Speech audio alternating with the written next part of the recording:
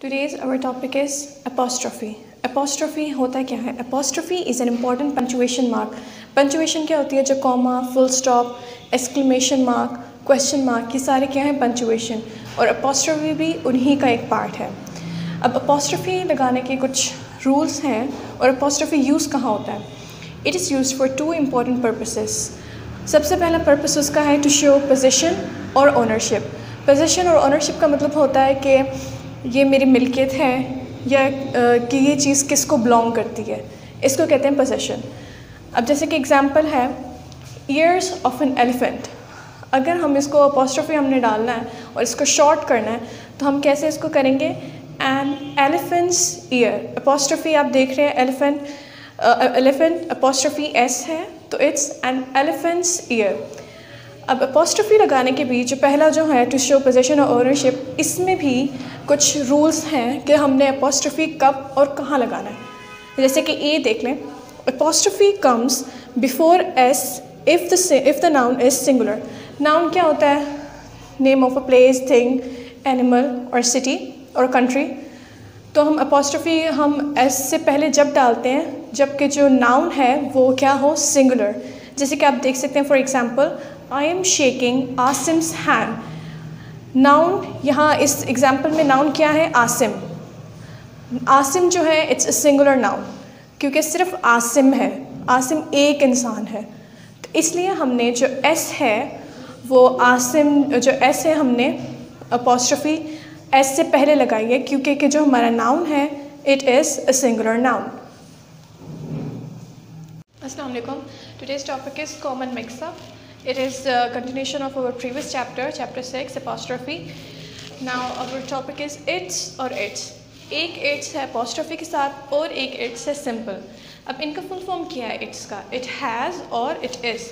इन दोनों के लिए हम लोग क्या यूज़ करते हैं? It's with an apostrophe s. ठीक है.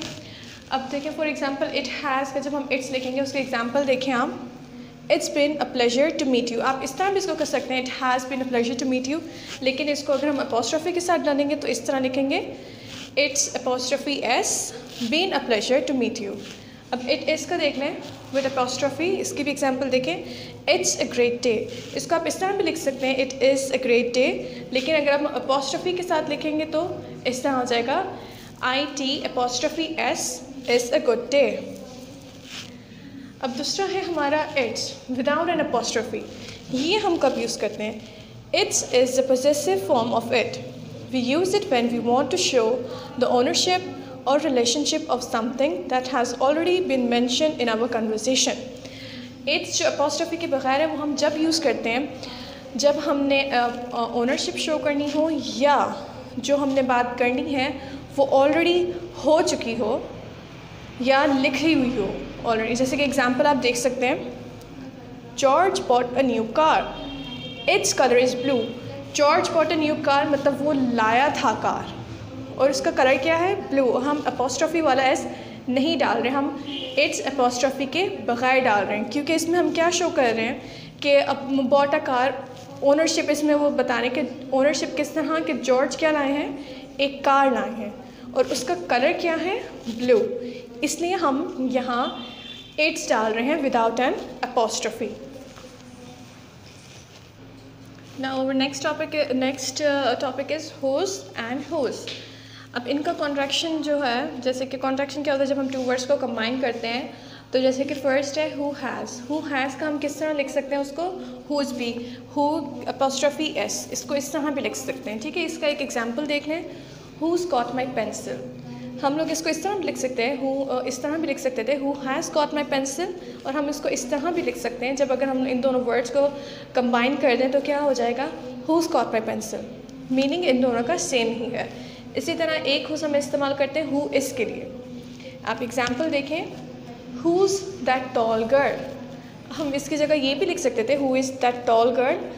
वो भी सही है अगर हम लोग इसको शॉर्ट फॉर्म में इसको कंबाइन करके लिखें हुज दैट टॉल गर्ल तो भी हमारा आंसर सही ही होगा.